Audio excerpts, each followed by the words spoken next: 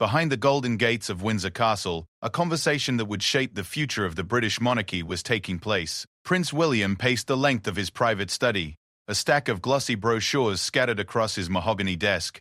Each one represented more than just a school.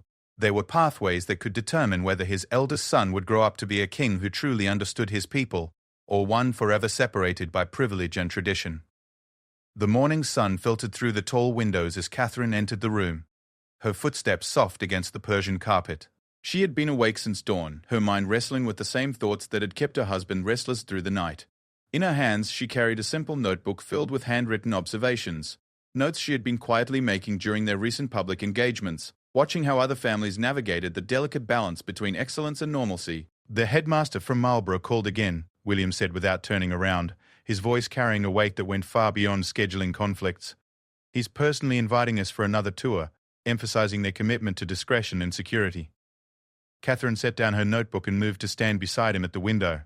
Below them, the castle grounds stretched endlessly, a reminder of the world George had been born into, one of ancient traditions, unimaginable privilege, and crushing expectations. "And what did you tell him?"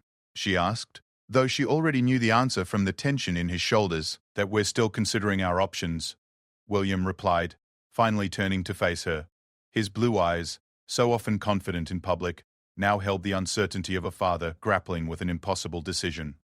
"But Catherine, every day we delay is another day George becomes more aware of how different his life is from other children his age." The truth hung between them like morning mist. At 10 years old, Prince George was beginning to understand the weight of his destiny. The playful child who had once delighted in rolling down hills and catching butterflies was gradually becoming more conscious of the cameras that followed him, the protocols that governed his every public appearance, and the way conversations stopped when he entered a room. Catherine picked up one of the brochures, this one for Gordonstown, the rugged Scottish school that had shaped both William's father and grandfather. The images showed students participating in outdoor expeditions, emergency service training, and community projects. It represented everything the royal family traditionally valued: resilience, service, and character building through challenge. "Your father called this morning," she said quietly. "He wanted to remind us that Gordonstown made him the man he is today." William's jaw tightened slightly. The relationship between him and his father, King Charles, had grown more complex since the coronation. While they shared a deep love and mutual respect, their views on raising the next generation sometimes diverged significantly. Charles believed in the traditional royal education, one that emphasized duty above all else, that prepared future monarchs through discipline and separation from ordinary society. "And what do you think about that?" William asked, though he could see the answer in Catherine's expression.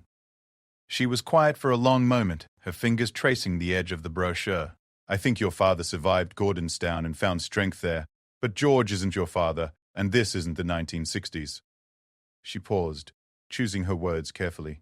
"The monarchy your son will inherit will need to connect with people in ways we can't even imagine yet. The world is changing so fast, William. Social media, global awareness, environmental crises. The challenges George will face as king will require a different kind of preparation."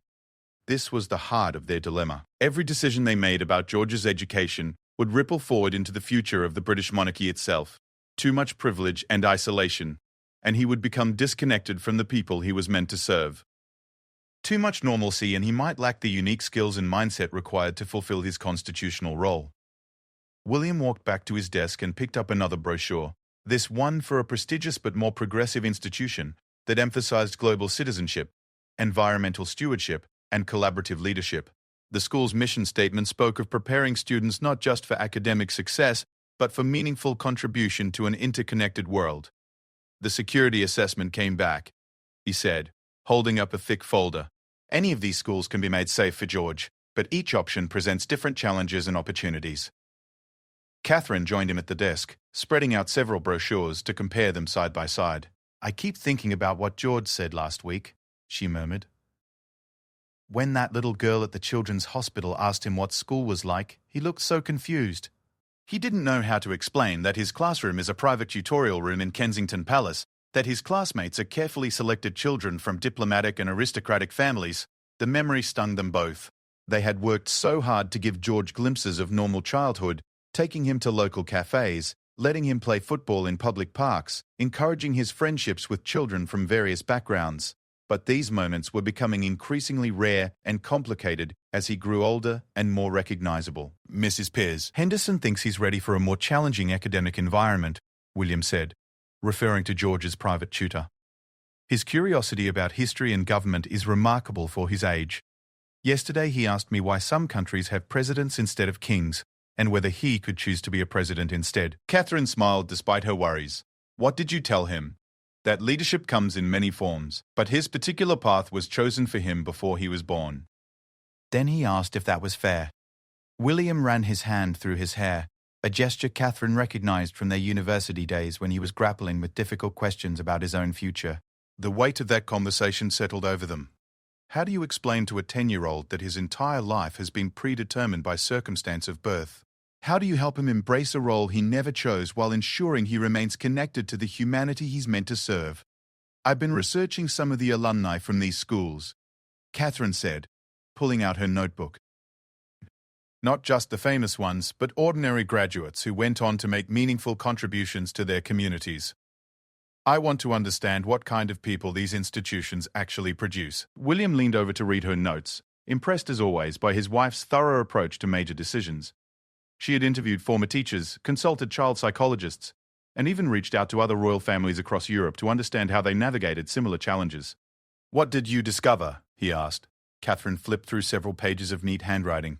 That the most successful people, not just in terms of achievement, but in terms of character and happiness, seemed to be those who were challenged intellectually while remaining grounded in real-world experience. They had opportunities to fail safely, to struggle with peers who didn't know or care about their backgrounds, to develop empathy through exposure to different perspectives. She paused at a particular page. I spoke with a woman who graduated from the same school we're considering for George. She said the most valuable part of her education wasn't the prestigious curriculum or the famous alumni network. It was living alongside students from dozens of countries, sharing daily struggles and small victories with people whose lives were completely different from her own. This resonated with both of them. Some of their happiest memories from university were the ordinary moments, cramming for exams, sharing meals in the dining hall, late-night conversations about dreams and fears with friends who treated them simply as William and Catherine, not as representatives of the royal family. But can George have those experiences while still being Prince George? William asked the question that haunted all their deliberations. The security requirements alone will set him apart from other students. There will always be someone watching, always protocols to follow. Catherine closed her notebook and looked directly at her husband. Then we find a school that works with those realities instead of against them. A place where being different for any reason is seen as an opportunity to learn, rather than a barrier to belonging. They stood together in comfortable silence, both understanding that this decision would require them to trust their instincts as parents while honoring their responsibilities as future monarchs. The morning sun had climbed higher, casting long shadows across the room and illuminating the stack of possibilities spread across the desk. Outside, the sounds of the castle coming to life drifted through the windows. Staff preparing for the day's official engagements. Gardeners tending to the grounds that would soon welcome visiting dignitaries. The distant chiming of bells that had marked time for centuries of royal decisions both momentous and mundane. I want to visit them, Catherine said finally. Not for official tours with prepared presentations, but quietly, as parents. I want to see these places when they think no one important is watching. William smiled, the first genuine smile she had seen from him all morning. Cambridge makes an excellent point, he said, using the informal title she still preferred in private moments. When do we start? The autumn rain drummed against the windows of the unmarked Range Rover as it wound through the countryside lanes of Berkshire. Catherine sat in the passenger seat wearing a simple navy coat and minimal makeup, her famous hair tucked under a discreet wool hat. William drove with practiced ease, occasionally glancing in the rearview mirror to check on their security detail, following at a respectful distance. They had been planning these unofficial school visits for weeks, coordinating with their protection officers to ensure they could observe genuine school life without disrupting it. Today's destination was their third stop in a carefully orchestrated investigation that felt more like a covert operation than traditional royal fact-finding. Remember, William said as they approached the gates of Highgrove Academy, we are Mr. and Mrs. Wales considering the school for our son, nothing more. Catherine nodded, pulling out a pair of understated glasses that served as the perfect disguise. They had learned from their university days that most people saw what they expected to see, and few expected to encounter members of the royal family conducting mundane parental research at a Thursday morning assembly. The security guard at the entrance barely glanced at William's identification before waving them through. Their appointment was with the deputy headmaster, arrangement that would allow them to tour the facilities without the fanfare that would accompany a meeting with the head of school. Highgrove Academy sprawled across 200 acres of rolling hills, its modern buildings thoughtfully integrated with restored Georgian architecture. As they parked near the administration building, they could see students moving between classes, teenagers of various nationalities chatting in small groups. Their uniforms neat but not rigid, their interactions natural and unguarded. "Look at their faces," Catherine murmured, watching a group of students near the science building. "They look genuinely engaged, not performing for adults." William nodded, remembering his own school days where every moment had felt observed and evaluated. These students displayed an easy confidence that suggested they were comfortable being themselves within the school's environment. Mrs. Patricia Jameson, the deputy headmaster, met them in the reception area. A woman in her 50s with kind eyes and a firm handshake, she had been briefed on their real identity but had agreed to conduct the tour as naturally as possible. "Welcome to Highgrove," she said warmly. "I understand you're interested in our international program and residential facilities for your son." As they walked through the corridors, Catherine observed everything with the trained eye of someone who understood that environment shaped character. The walls displayed student artwork alongside academic achievements, not just test scores and university acceptances, but community service projects, environmental initiatives, and creative collaborations between students from different cultural backgrounds.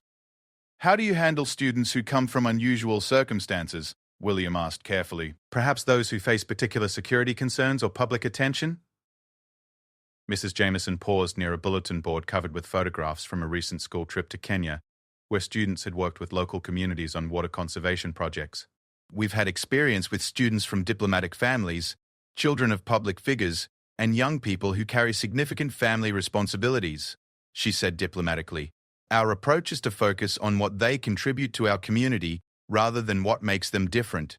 She gestured toward one of the photographs, showing a teenage boy teaching younger children in a village school.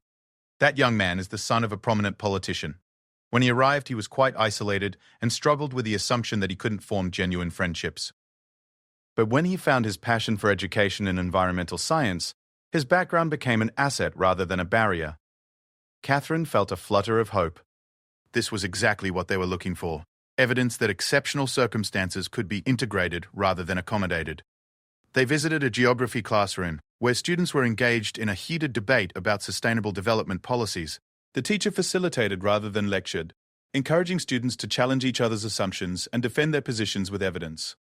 Catherine noticed that the most vocal participants came from diverse backgrounds, their different perspectives enriching rather than dividing the discussion.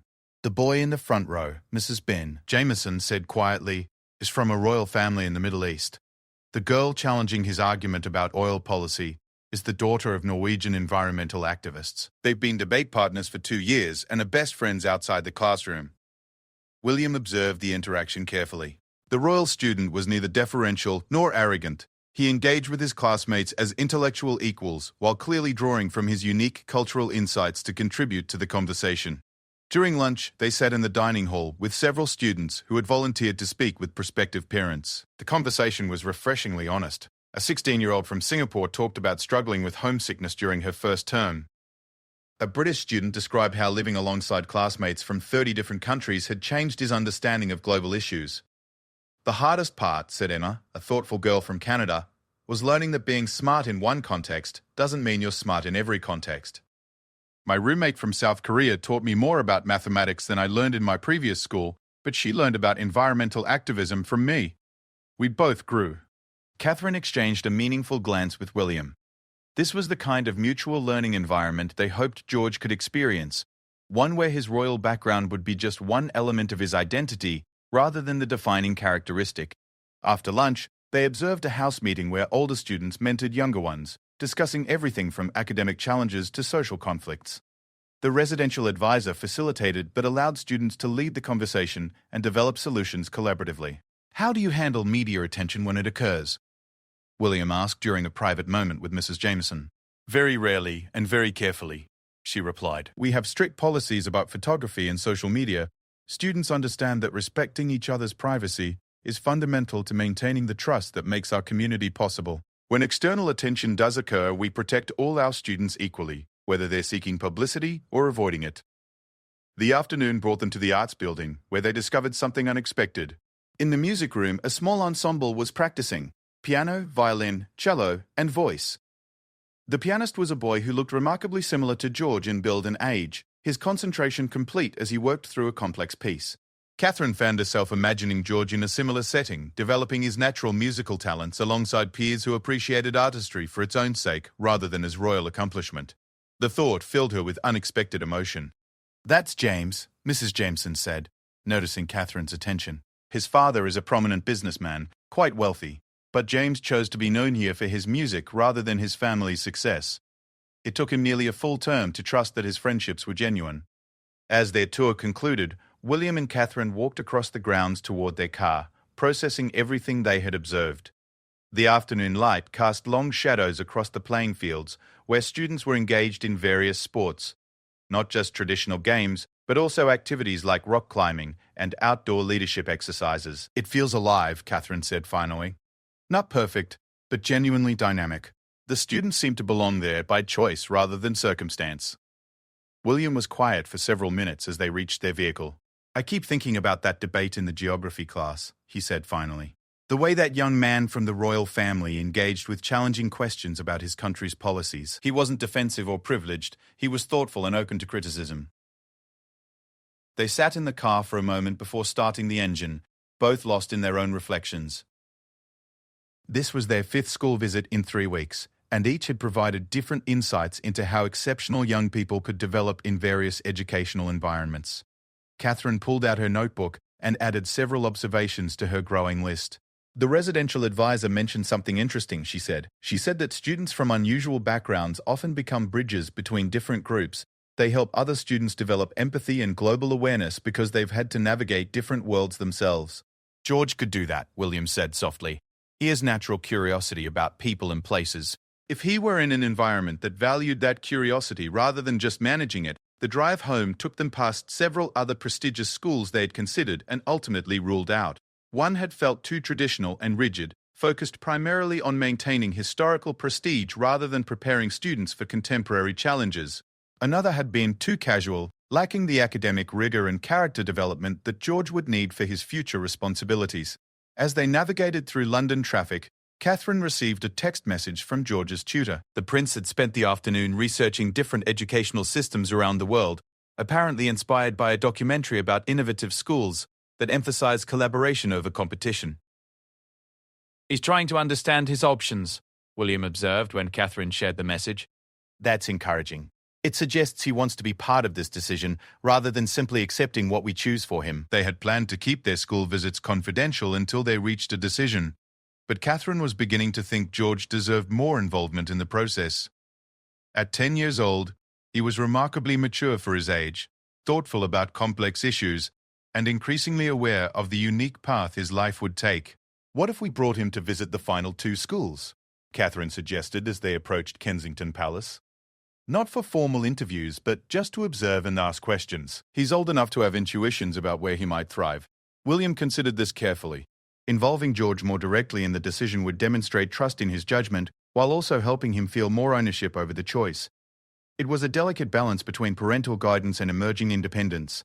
"We'd need to prepare him carefully," William said. "Help him understand what to look for and how to separate excitement about newness from genuine compatibility with an environment."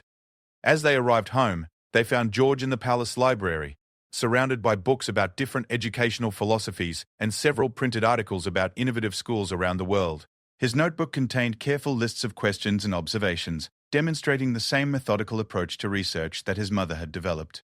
"How is your meeting today?" he asked without looking up from his reading. His tone suggesting he suspected their meeting had been more than routine business. Catherine sat down beside him, glancing at his notes with surprise and pride. "We're exploring some interesting possibilities," she said honestly. "What have you discovered in your research?" George showed them several articles he had found particularly compelling, including profiles of schools that emphasized student leadership, environmental stewardship, and cross-cultural understanding. His questions revealed sophisticated thinking about the relationship between education and character development.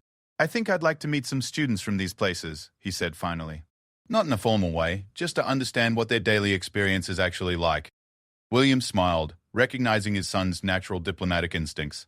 That's an excellent idea, George. We'll arrange for that to happen. As the family gathered for dinner that evening, the conversation naturally turned to education, learning, and the kinds of experiences that prepare young people for meaningful lives. For the first time in weeks, the discussion felt hopeful rather than anxious, collaborative rather than overwhelming. The October morning sun streamed through the windows of the family breakfast room at Kensington Palace as Prince George carefully arranged his presentation materials on the polished table. Over the past month, he had accompanied his parents on 2 final school visits, engaged in thoughtful conversations with current students and recent graduates, and developed his own criteria for evaluating his educational options. Catherine watched her son with a mixture of pride and amazement. At 10 years old, he had approached this life-changing decision with remarkable maturity, asking questions that revealed deep thinking about identity, responsibility, and the kind of person he wanted to become. "Are you ready to share your thoughts with us?" William asked, settling into his chair with a cup of coffee and the attention he would normally reserve for state papers.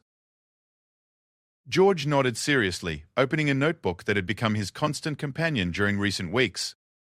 "I've organized my findings into 3 categories," he said, his voice carrying the formal tone he had begun adopting for important conversations. "Academic opportunities, community environment, and preparation for future responsibilities." Catherine exchanged a quick glance with William. Their son's systematic approach reminded her of the way she had researched this decision, but his focus on future responsibilities revealed his growing awareness of his unique destiny.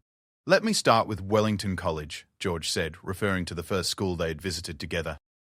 "The academic program is excellent, especially for history and international relations. The facilities are impressive, and they have a strong tradition of producing leaders." He paused, consulting his notes. "But during our visit, I noticed that most conversations between students focused on family achievements and social connections. When I asked about community service projects, the students seemed more interested in how the projects would look on university applications than in the actual impact they were making." William was impressed by this observation.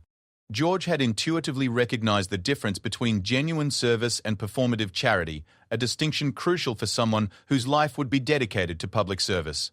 "The second school, Gordonstown, offered different strengths," George continued.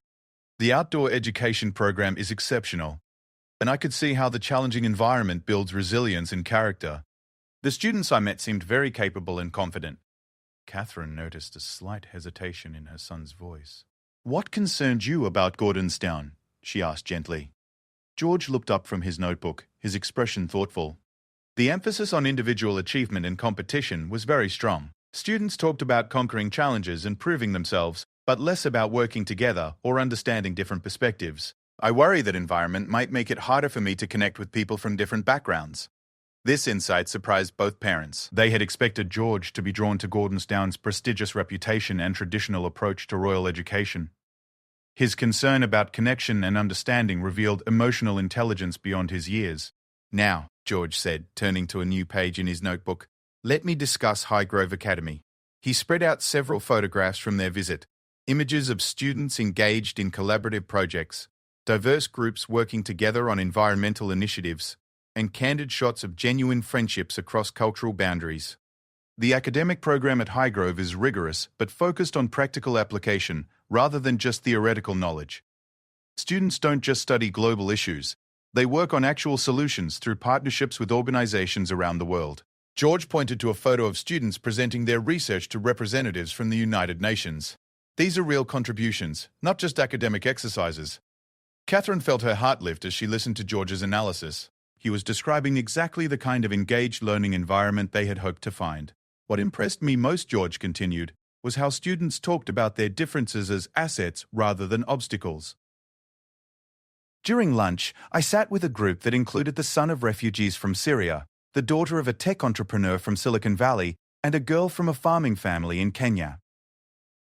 They weren't trying to impress each other or compete. They were genuinely curious about each other's experiences and perspectives." William leaned forward. How did they respond to you, George? "Did they treat you differently once they understood who you are?" George smiled, the first completely natural expression he had shown during his presentation. "That's the interesting thing. They did know who I am, but after about 10 minutes, It just became part of the conversation rather than the focus of it. Emma, the girl from Kenya, told me about helping her family manage drought conditions, and then she asked what it was like to meet world leaders who make decisions about climate policy. It wasn't intrusive curiosity. She wanted to understand how different parts of the system connect. Catherine felt tears prick her eyes. This was what they had dreamed of for George, an environment where his royal identity would be acknowledged, but not overwhelming, where his unique experiences could contribute to mutual learning rather than creating barriers. The residential system at Highgrove is particularly interesting, George continued, consulting another page of notes. Students from different years and backgrounds share houses, with older students mentoring younger ones. The house advisors are teachers who live on campus, so there's consistent support and guidance, but students have significant responsibility for creating their own community standards. He showed them a printed copy of Highgrove's student-developed honor code, which emphasized personal integrity, respect for diversity, environmental stewardship, and commitment to service. These aren't rules imposed by adults, George explained. They're principles the students themselves identified as necessary for their community to thrive. William was struck by how well this aligned with the values he and Catherine hoped to instill in their children. The idea that George could develop his character through peer collaboration rather than just adult instruction felt revolutionary. I also researched the alumni network, George said, turning to his final section of notes. Highgrove graduates don't just attend prestigious universities or enter high-profile careers. Many of them start non-profits, work in international development, become teachers or social workers, pursue environmental science, or create innovative businesses that address social problems. He pulled out several profiles he had printed from the school's website. This woman started a renewable energy company that brings solar power to rural communities in Africa. This man became a pediatric surgeon who volunteers with international medical missions. This woman is a diplomat who specializes in conflict resolution. Catherine realized that George was describing graduates who had used privilege and education as tools for service rather than personal advancement. These were exactly the kinds of role models she wanted her son to encounter during his formative years. There's one more thing, George said, his voice becoming quieter and more personal. During our visit, I overheard a conversation between two teachers in the hallway. They didn't know I was listening, and they were discussing a student who had been struggling with depression. They weren't talking about managing the situation or protecting the school's reputation. They were genuinely worried about this young person and brainstorming ways to provide better support. He looked directly at his parents. I realized that at Highgrove, I wouldn't just be a student to be managed, or a future king to be prepared. I would be a person they actually cared about. The breakfast room fell silent as William and Catherine absorbed the depth of their son's analysis. George had not only evaluated academic programs and facilities, he had assessed the character and values of entire educational communities. His decision-making process revealed wisdom that many adults never develop. George, William said finally, this is extraordinary work. Your analysis is thorough, thoughtful, and remarkably mature. What conclusion have you reached? George closed his notebook and looked at both parents directly. I would like to attend Highgrove Academy, beginning next autumn. I believe it will challenge me academically while helping me develop the kinds of relationships and perspectives I'll need as a future king. But more importantly, I think it will help me become the kind of person I want to be. Catherine reached across the table to take her son's hand. And what kind of person is that, darling? Someone who uses whatever advantages I've been given to make life better for other people, George replied without hesitation. Someone who understands that being royal means serving others, not being served by them. Someone who can connect with people from all backgrounds because I've learned to see our common humanity rather than just our differences. William felt a surge of emotion that surprised him. In this moment, George sounded more ready for kingship than many adults who had spent decades preparing for leadership roles. There's one practical consideration we need to discuss, William said gently. Attending Highgrove will mean living away from home for most of the year. You'll be part of the residential community, sharing rooms and daily routines with other students. Are you prepared for that level of independence? George nodded thoughtfully.